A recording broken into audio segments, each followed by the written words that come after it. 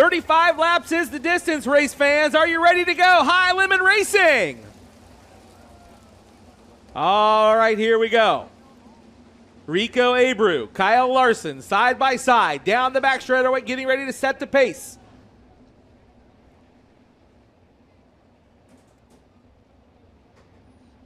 Rolling toward turn number 4. Keep your eye on the front rows. They bring him down to the white line. Green is out. Good looking start, side by side all the way through the field. Battle for the lead already. Abreu tried to slide up across Larson's nose. Held his line and holds on to the lead down the backstretch. Larson falls into line in second. Battle for third. Kofoid already on the move. He moves around Eliason. Eliason stays right there with him, though. Goes back to the inside of turn number 1. Can't get there. Kofoid holds on to the third spot. Eliason fourth. Now Kyle Reinhardt up into the 5th position. Track. Oh, Reinhardt way up on the top shelf. I was just getting ready to say track's already widened out, but Reinhardt drove it down the hill. Had it pointed all the way down to the infield. Able to move back into that 5th spot around Justin Sanders. Sanders right behind them as they work into turns 3 and 4. Tyler Courtney after the engine change up on the top of the racetrack now. He'll come by in the 7th spot. Guys all over the place further back in the field outside the top 10. All lanes available for use as the field already works down the back straightaway, or on the front straightaway, now on the back stretch, and Rico's already got some lap traffic in his sights. He has caught lap traffic in turn number 3. 3 wide in front of him as he rolls through the middle of turn number 4. Kyle Larson now being challenged by Buddy Kofoid. Kofoid took a look in turns 3 and 4, couldn't get there. And this is where the lap traffic proved to be a challenge as fast as the racetrack is. You got to strike and strike fast. Rico moves around the first lap car, gets held up behind the second lap car of Ryan Taylor. It's allowed Larson to close in the race for the lead. Here comes Kyle Larson through the whoops in turn number 1, allows Kofoid to gather him in as well. They're nose to tail in turn 3. Go to the outside of the lap car. Your top 3 cars up for challenge. Larson cheats it through the middle there, but lost some momentum off of turn 4. It allows Buddy Kofoid to dial up the inside lane, race for second. Larson rails around the outside. He may challenge for the lead down the backstretch. Your race is for the lead in turn number 4. Now Rico on the bottom. Gets by the lap car off of turn number 4. Here comes side by side Kofoid to the inside of Larson. Battle for second in turn 1. Right behind race leader Rico Abreu, who still cannot get around Ryan Taylor. The lap car, he's been behind him for 5 or 6 laps, finally disposes him, as does Buddy Kofoid, finally around Kyle Larson. So Kofoid to second, right behind race leader Rico Abreu as Larson falls to third. Larson in the 3rd spot. Boy, Rico just got by Zomer there. They nearly got together on the exit of the turn. Here comes Kofoid, huffing a little smoke off the back of the 83 car. Larson has fallen back to the clutches of Cory Eliason in the race for third, a little bit back of these two as Rico continues to chip away at the lap traffic ahead of him. Larson there in the white 57 with Eliason on his inside. That's the race for third. Again, a little ways back of the top 2. Boy, the lap cars, Dylan, are making it very interesting for your leaders. Now Kofoid got held up by C.J. Leary on the exit of turn number 2. Rico now catching back up with some lappers off at turn number 4. And that character on the bottom of the racetrack just makes it hard to kind of predict where the slower traffic's going to go because you never really know what the front of the car's going to do. It's allowed Rico to separate himself from Kofoid by about 10 car lengths as they come across the line with 22 laps to go. The gap right there was just under a second, about 9/10 of a second. Rico Abreu the leader, Buddy Kofoid second. Kyle Larson is third, Cory Eliason fourth, Kyle Reinhardt back to 5th. Justin Sanders, Brent Marks, Justin Peck, Madsen, and Dietrich your top 10. One on the wall backwards in turn 2. It's the Justin Peck car. At a precarious spot on the racetrack. And we go yellow with 22 to go. Justin was running in the 8th spot. And the right rear down on Kerry Madsen's 55, so he'll work his way down to into the Indy medal finishing work area. And that's a tough break for his pursuit of the $9,000 bonus. He and Peck were running right there together. I wonder if maybe there was some contact between those two. Peck was in 8th and Madsen was in 9th. Well, this will bring Buddy Kofoid right into the mix after getting held up a little bit by the lap car of C.J. Leary there in traffic. Here's a replay coming on Flow, and then we'll get to Chris down in the work area. And off of turn number 2 they come. There was definitely some contact, and Peck went up and Peck went up and bounced off the outside wall there in turn 2, Chris. Down here in the Intermetal Finishings work area already, the new right rear tire onto that Vermeer Motorsports 55. Clint Boyles talking to his driver, Kerry Madsen, trying to get him back in the zone here, but certainly Kerry was having a good run going before getting that flat right rear tire. They're going to get the wheel nut tightened and the rear wrench is in, and now the push truck's getting ready to back up and push up to the rear bumper. So Kerry Madsen's going to make it out of the Indy Metal Finishing's work area. No sign yet if Justin Peck made it. Here he comes, Chris, so he'll be at your feet here in a moment. Looked like those two just kind of met in the middle there off of turn number 2 and argued over a piece of real estate, and not sure who got the worst of it. They're both going to have to go to the back, though. Peck able to at least roll back to the work area, so that's always a good sign. Yeah. He'll get first crack at it. The flashing cone on the front stretch as we see the traileralarms.com drone. What do I cam, know? It goes to the inside. Yeah. What do I know? I mean, that's why we're up here, I guess. He'll give Kofoid the top side, though. The bottom does always seem to just be a little bit better on these restarts. That you can just get going a little bit better. There's maybe more moisture down there than opposed to kind of the middle groove, which is kind of where you have to restart. You can't really get right up in the true top side on these restarts. So we'll see. These guys seem to know better than us, obviously, so we'll see what they do here on this restart. 22 laps to go, coming back to green. Abreu Kofoid on the gas, back down the hill. Rico leads us back to green, and he leaves Kofoid in his wake. Rico goes back to the top of 1 and 2. Kofoid on the bottom as they work down the back chute. Elias in third. Here comes Kyle Larson. Larson in the 4th spot now. Goes way up on the top of the hill. In turn number 4, trying to make a run on Eliason. Spraying the billboards over there in 3 and 4, but keeps it going in the right direction. He's got a battle with Kyle Reinhardt now, who runs in the 5th spot. Larson turns it down the hill. Big shot of momentum at the end of the back straightaway. Jams it in on the inside of Eliason for 3rd. Give it to Larson. Eliason tries to cross him back over. Race for 3rd and 1. Elias into the bottom of turn number 2. Kyle Larson able to get back by him down the back straightaway. Elias into the 4th spot. Reinhardt in 5th. Now Justin Sanders up into the 6th spot. Tyler Courtney is 7th. That's the battle now in the 8th spot off of turn 4. Restart so crucial to just get as much track position as you can as everybody single files out about 1 through 8 or so, all the way back through Tyler Courtney, who runs in that 7th spot. Lap traffic already looming large out the front of the Rico Abreu car once again. It only took 3 laps on the initial start. We're going to be a little bit longer than that here, but it'll be here in a hurry, and it'll have Kyle Spence, the first car in his path for Abreu, the leader. Most of the lap cars on the bottom of the racetrack. That'll help Rico as he makes a big run off the top of turn number 2 down the back straightaway. Just as I say that, car goes right up to the top with him. Here comes Buddy Kofoid through the middle of turn number 4, closing the gap to some 5 car lengths now as they race into 1. And one small hesitation, any small break in momentum, that's all it takes here at Bridgeport. Here's Kofoid onto the back bumper of Abreu, race for the lead into 3. Buddy Kofoid into the left car, and that's hard contact. The leader's around. He banged into the left side of Dusty Zomer, battling with Rico Abreu for the lead. The caution comes out with 16 to go, and the race leader stopped in 4. Unbelievable. We have Devin Borden stopped over in turn number 2, but Buddy Kofoid trying to make a big move through lap traffic, caught up into Dusty Zomer, who was on the outside. Probably Dylan didn't even see him coming. No, that was going to be, I think, a great move if it had worked, but I think he misjudged that, obviously, just a touch. Maybe thought he could just kind of muscle Zomer out of the way, but their tires got linked up there. Zomer able to drive away, and as Tony mentioned, Devin Borden stopped over on the high side of turn number 2. He was running 10th at the time. Replay coming on Flow, and we'll get a good look at this one here. Kofoid drove by Abreu in 3 and 4. This is as they come out of turn number 2. And here comes Kofoid. Gets by the leader, Abreu. Yeah, and he just kind of fed a right rear to Zomer. Yeah. That was, I don't know if he thought Zomer was maybe going to lift or what happened there, but didn't work obviously for Kofoid. And Zomer did stop here on the front stretch. So the push truck behind Dusty Zomer as Devin Borden makes his way. Right rear tire gone on the car number 23.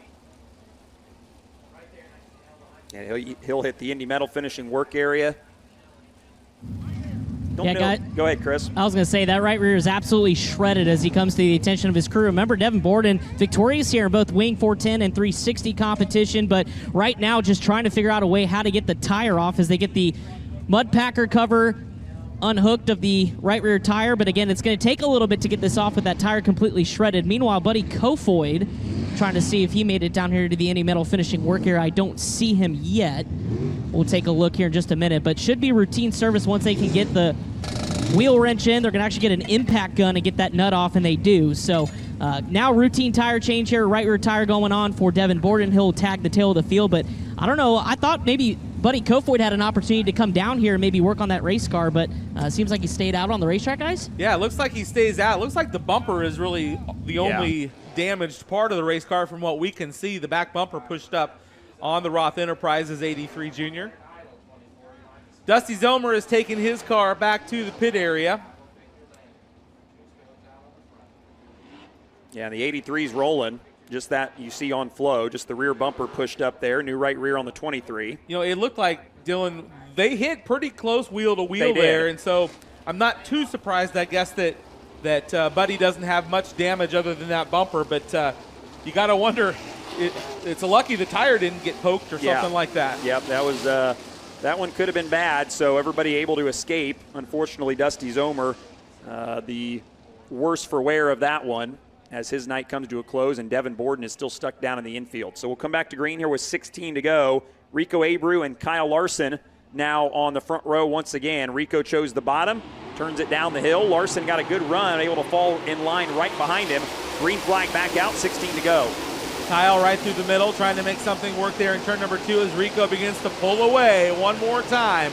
Larson still running second, Elias in third, Kyle Reinhardt in the 4th spot, beginning to challenge now for the 3rd position. Good run going for Reinhardt, was second here with the All-Stars in May, having another strong night tonight inside the top 5, wants to reach the bottom step on the podium as they work down the back straightaway. He's got Cory Elias in his path if he's going to do that, though, as they race for the 3rd spot off 4.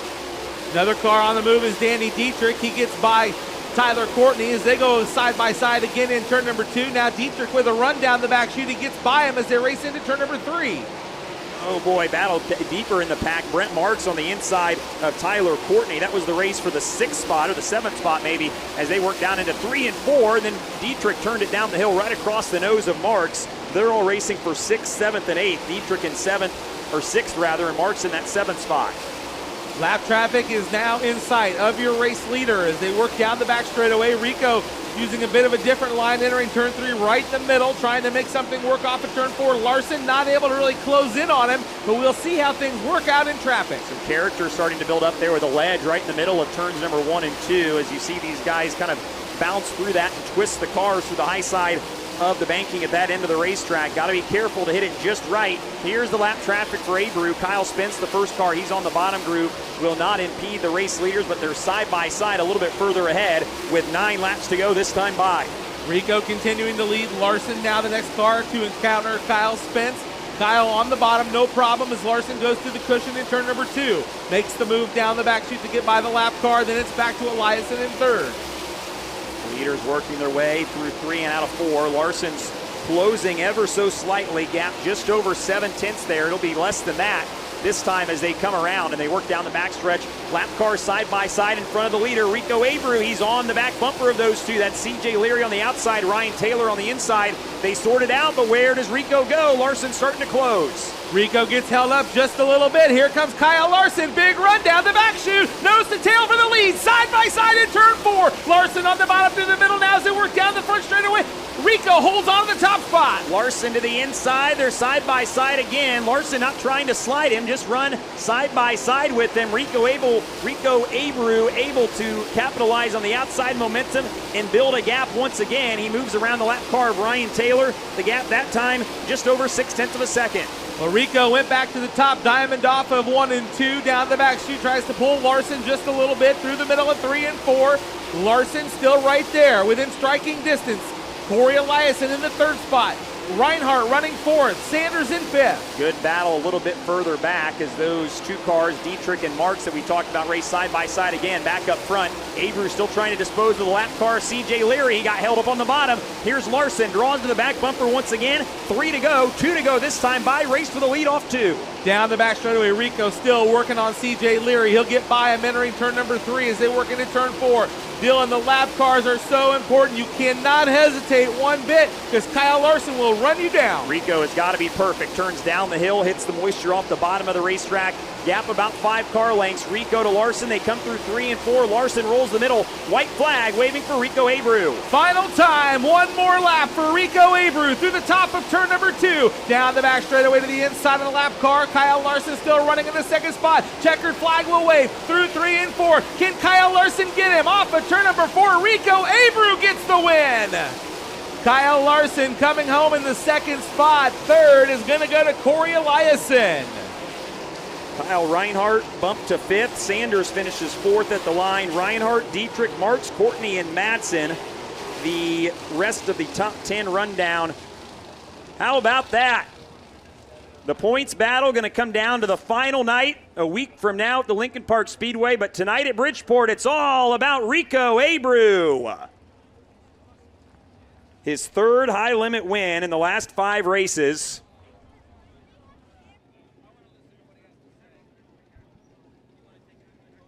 Well, guys, you talked about it. The points battle, the championship, boy, it's going to come down to next week at Putnamville, Indiana's Lincoln Park Speedway. Rico Abreu, your top 3, that's where they started, 1, 2, 3, as they'll get Rico pushed. I believe he's got to possibly go hit the scales first, and that's exactly where he's going. They got to get him back up the ramp, I think, Chris. They're going to turn him around here.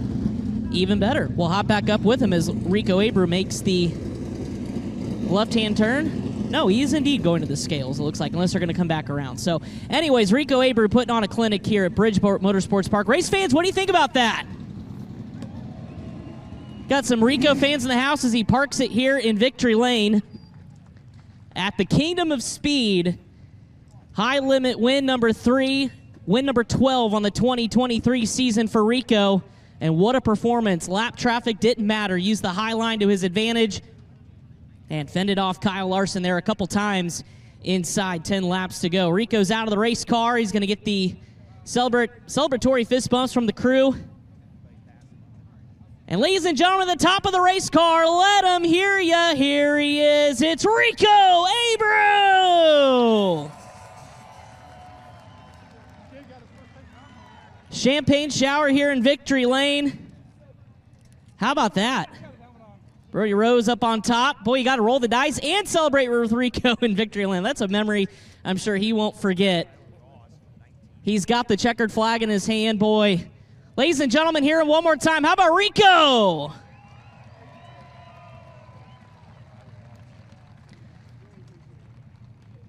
It was 20 points coming in. I can only imagine the deficit now as he and Kyle Larson will wrap up the championship next Tuesday night. But boy, he did what he needed to do. Had a clean night overall, battled through lap traffic, and held off Kyle Larson there at the end. There were opportunities to pounce, but Rico, one of the best in the business, certainly knows how to defend. He did a great job. And that race car, Ricky Warner and the whole crew, fantastic job. Rico, come on around front, my friend. Here, let's get you. Let's come over in the front here, so everybody can see you. All right. First off, this thing was a rocket ship. We documented it throughout the whole night. But then lap traffic came, and all of a sudden that 57 started poking his nose there inside 10 to go. What was going through your mind?